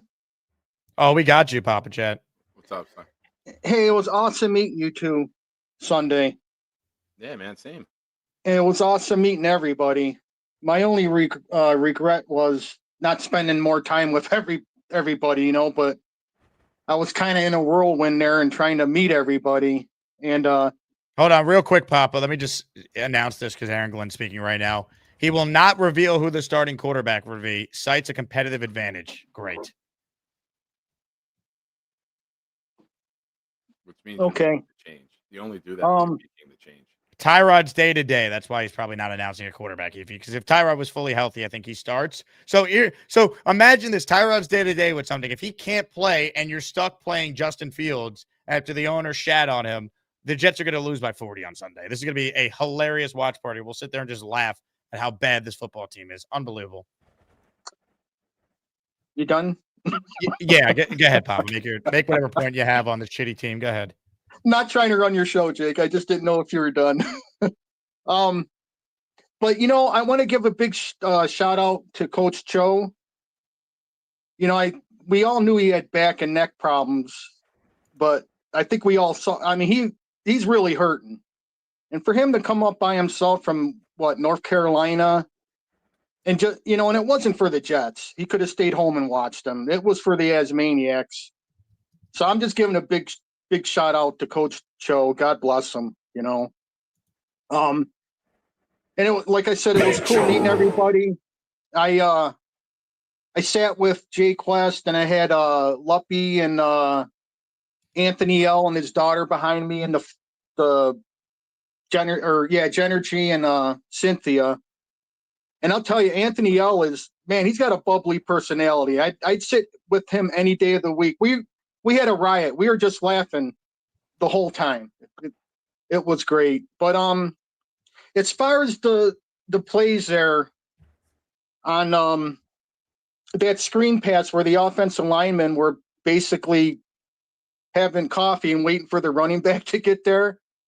I know on TV you can't really see all the view because it's kind of close in, but seeing that play there live, there was nobody there. It was just, I've never seen anything like that. It's just terrible. And let me ask your guys' opinion on when we got sacked with about 10 seconds left in the half, why wasn't a timeout called and at least Hail Mary it? I just don't get it. Well, because they made the same mistake for the second week in a row, and clearly he didn't trust his quarterback. But that's the whole point, right? If you can't trust your quarterback in his fifth year to throw a Hail Mary, what can you trust him to do? That's the problem. Yeah. It was just like, call the timeout, But lastly, and Nick, you literally covered my ass Sunday. Let me explain. Yeah, please do.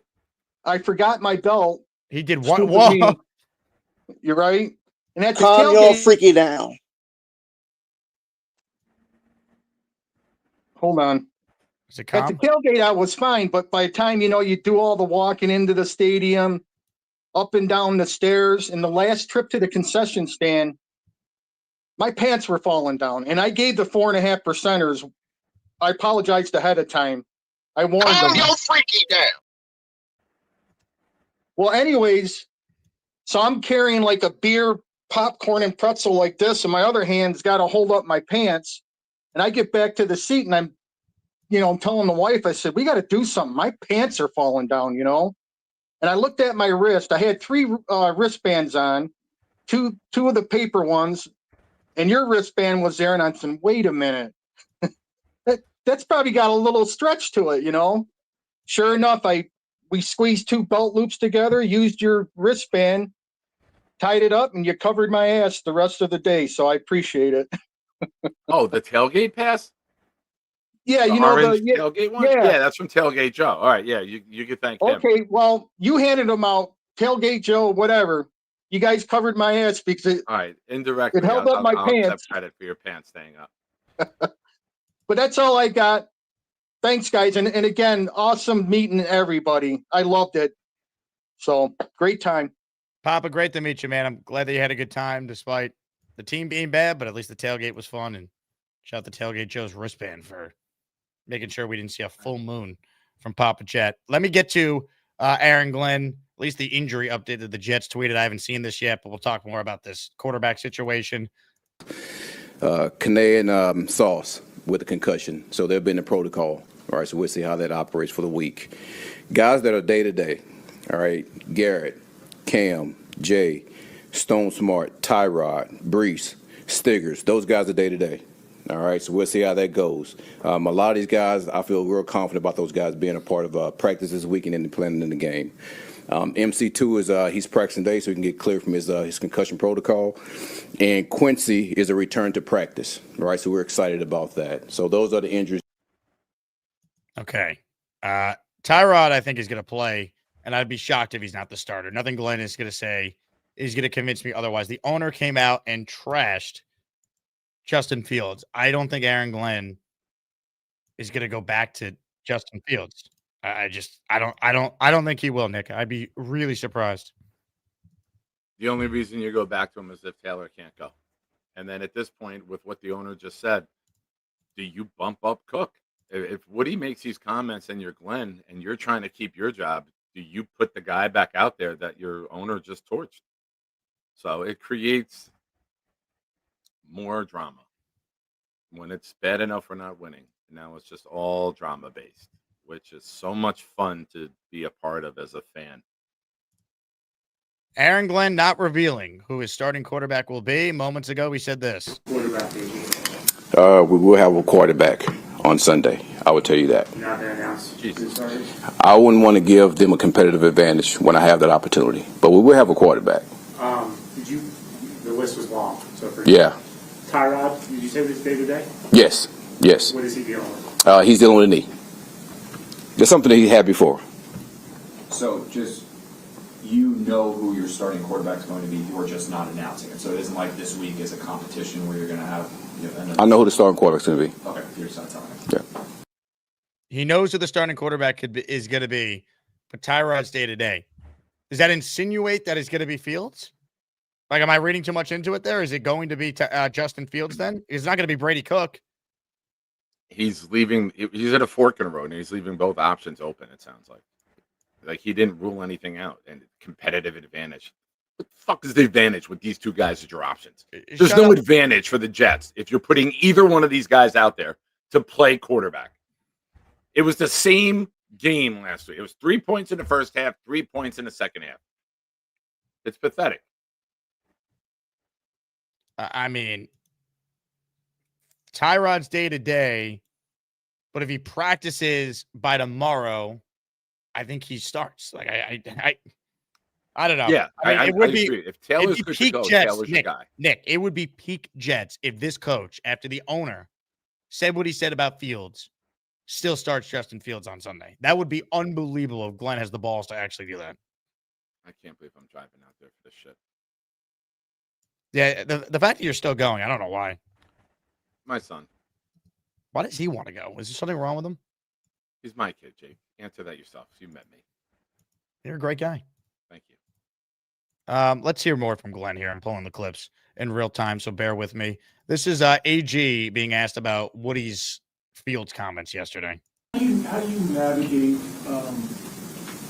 Woody's comments yesterday, obviously very pointed about Justin. And, Yep. You know, in the locker room, you want everybody to be all together as one. And Yep. he's singing somebody else. So how do you navigate that between those two worlds? Well, the first thing I would say, he's an owner, and he has a right to his opinion. And when you look at that, it's really something that's been said across the board from everybody, including Justin. Man, we have to improve, and we understand that. We've gone 2 games without scoring a touchdown, and we have to make sure we get better in that aspect.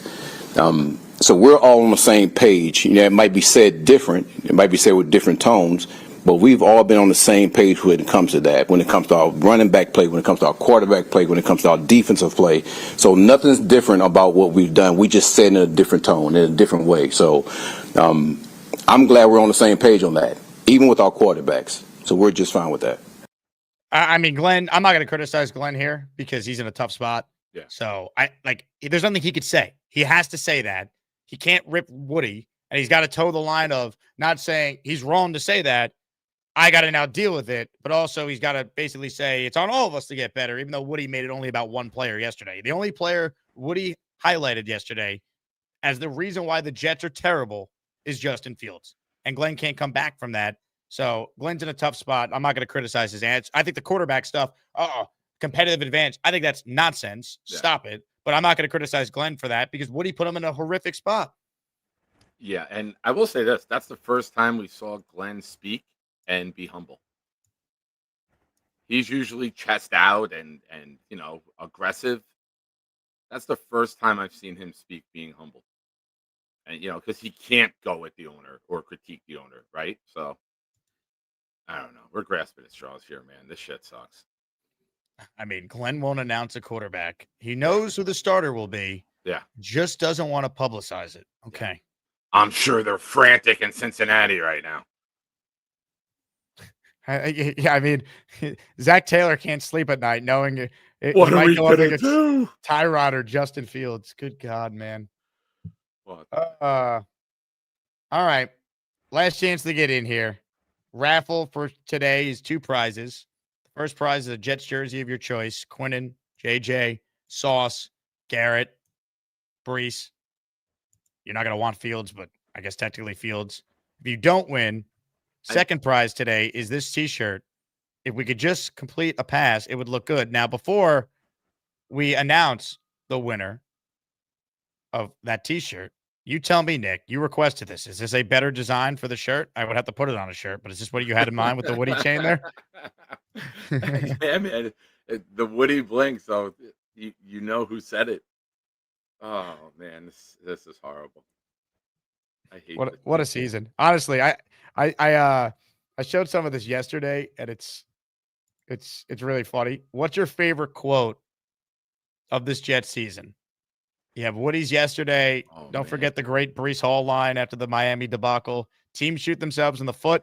Then we come back and shoot ourselves in the head.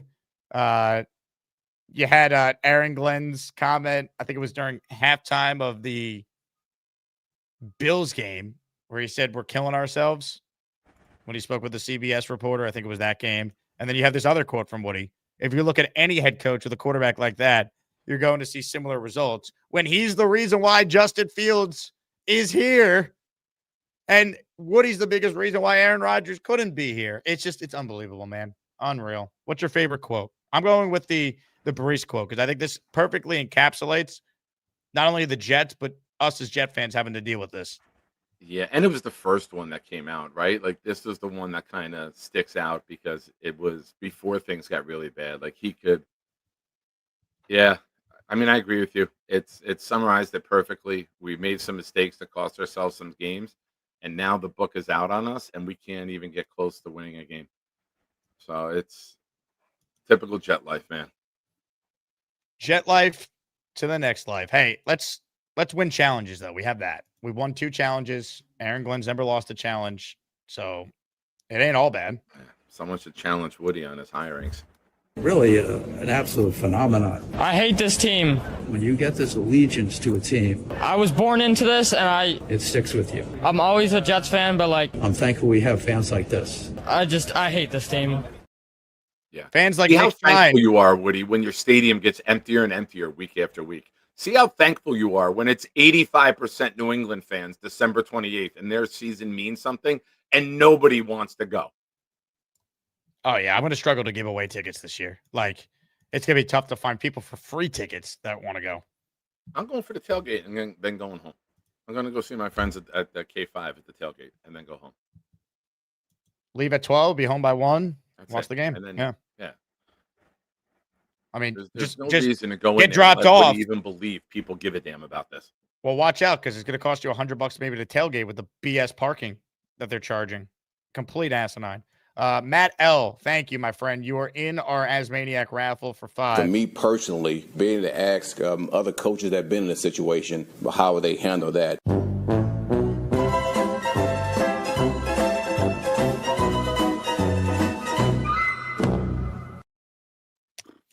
Life as a Jet fan.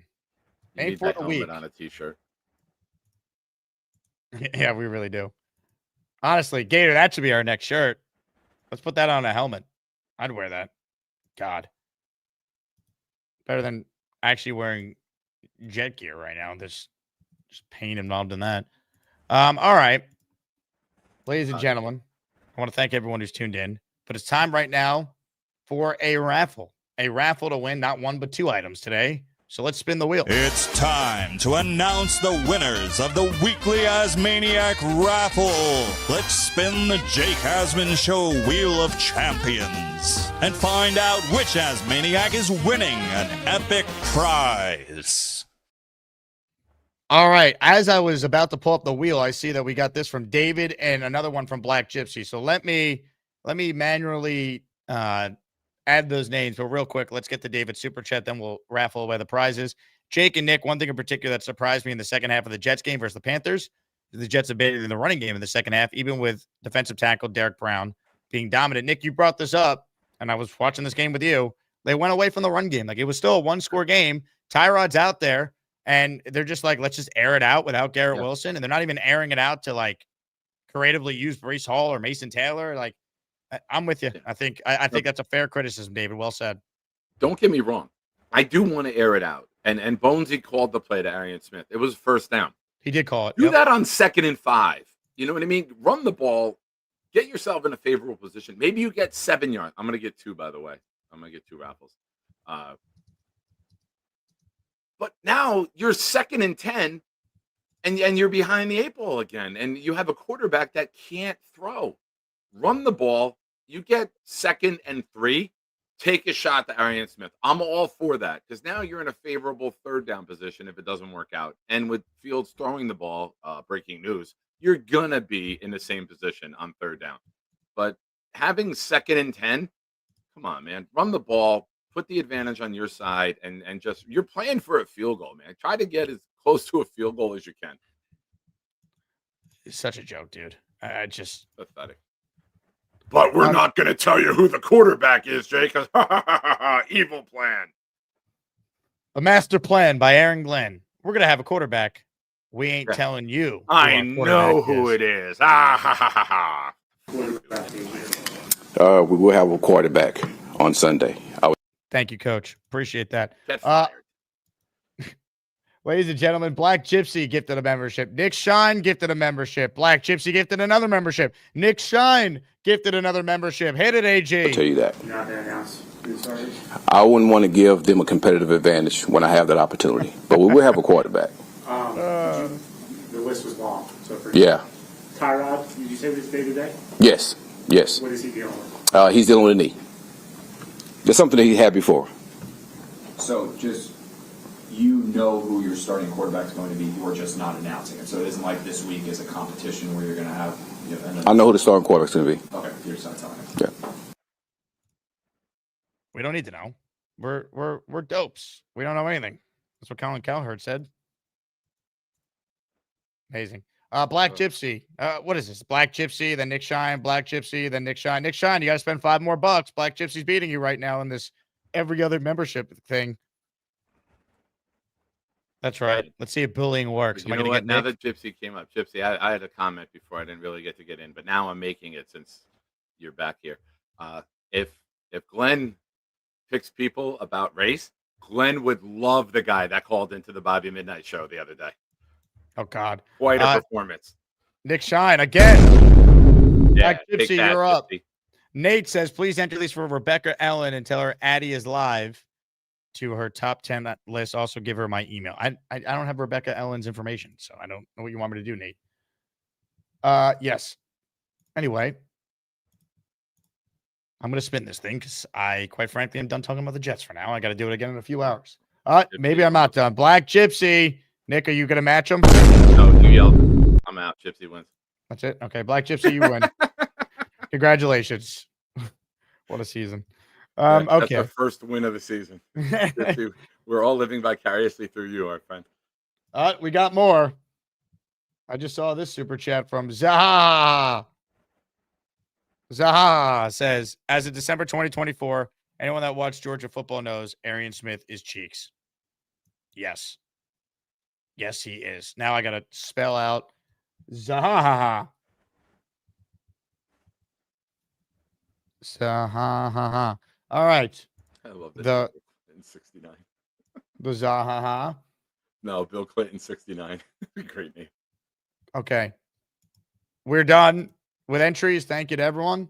But now it is time to do the dance. The Wheel of Champions is up on the screen. Where's my dramatic music, please?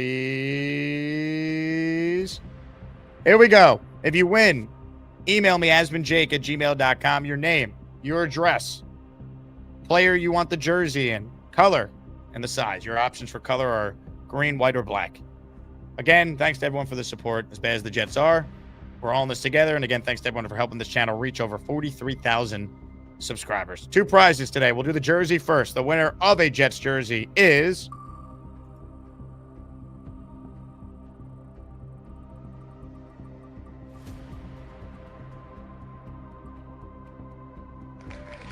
J-Boy. Congrats to J-Boy. He's the first winner. Excellent. J-Boy, you're awesome. Congratulations. Shoot me an email with all the info I need. All right. Let's give away a brand new Woody Johnson inspired T-shirt of greatness. The winner of that is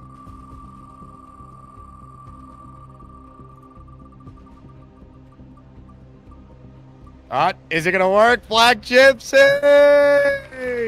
Hell yeah. Black Gypsy.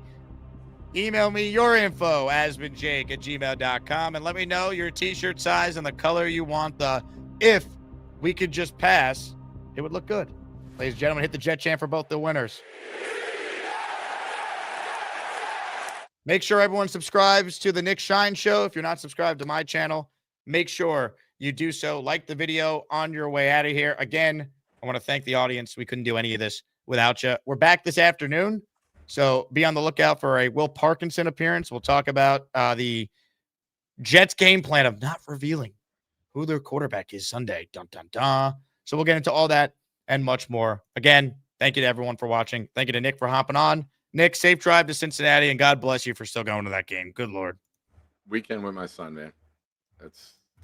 I'll go anywhere with the kid. So love it. If he wants to do it, we'll hop in a car, have a good time. Nothing wrong with the road trip with your boy. Love it. Ladies and gentlemen, go Jets, I guess, and take it away, Dre Day. See you guys this afternoon. We got the 3 dumbest morons on here. Mo, Larry, and Curly. And your name is Shitty.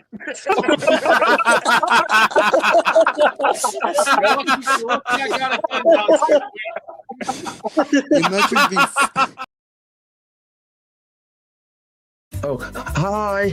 Jake wants me to ask you to click on the like button. That's right, Lane. And if they don't subscribe to the Jake Asman Show, this team may never win another game. Let's go, Jets.